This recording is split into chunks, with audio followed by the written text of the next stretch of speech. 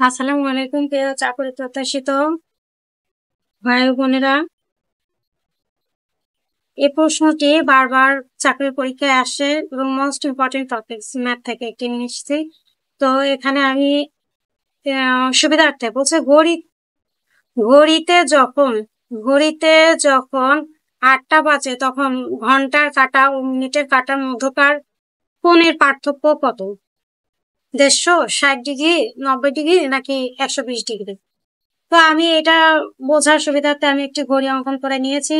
তাহলে 8টা বাজে যখন, তাহলে এটা হচ্ছে অবশ্যই ঘন্টার কাঁটা, এটা ঘন্টার কাঁটা এবং এটা মিনিটের কাঁটা। মিনিট এবং সেকেন্ডের কাঁটা তখন একই দিকে থাকবে, তখন হবে 8টা বাজে। তো এখানে দেখুন যে 9টা সমান সমান যখন বাজে তখন এই মানটা কত? 90 ডিগ্রি। এই কোণটা 90 ডিগ্রি। তাহলে আমার 9টা থেকে 12টার মধ্যে 90 ডিগ্রি যদি হয়, এখানে আমার কয়টা ঘর আছে? 1 2 3। তাহলে 3টা ঘর আছে, অর্থাৎ এই 3টা ঘরের দূরত্ব কিন্তু পরস্পর সমান বা কোণের পার্থক্য কিন্তু একই। তো সেক্ষেত্রে আমরা 3 দ্বারা 90কে তখন কি করব? 90 ডিগ্রিকে 3 দ্বারা ভাগ করব। তাহলে আমাদের কত আসলো? 30 ডিগ্রি। তাহলে প্রত্যেকটা ঘরের মান হচ্ছে এখন 30 ডিগ্রি। এই যে এখান থেকে এইটুকু দূরত্ব, এখান থেকে এইটুকু দূরত্ব, প্রত্যেকটার দূরত্ব এখন 30 ডিগ্রি। অর্থাৎ প্রত্যেকটা 1 ঘন্টা থেকে আরেকটা ঘন্টা, অর্থাৎ এই ঘন্টার যে পার্থক্যটা এটা হচ্ছে 30 ডিগ্রি।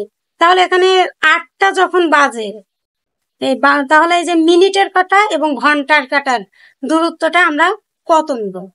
তাহলে দেখি যেখানে কয়টা আছে, 1 2 3 4।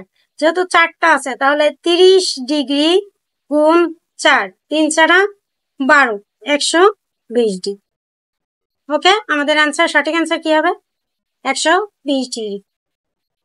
ম্যাথ কঠিন, ম্যাথ জটিল, এমন সব প্রশ্নের সম্মুখীন যারা, তারা যদি কোনো কমেন্টে ম্যাথ দিয়ে থাকেন, অবশ্যই আমি সেই সলিউশন করব এবং আমি সব থেকে বেশি চেষ্টা করব যেন আপনারা ম্যাথটি বুঝেন। আমি আশা করি আমি যেভাবে বোঝাবো অবশ্যই আপনারা ম্যাথটা সম্পূর্ণভাবে বুঝে নেবেন।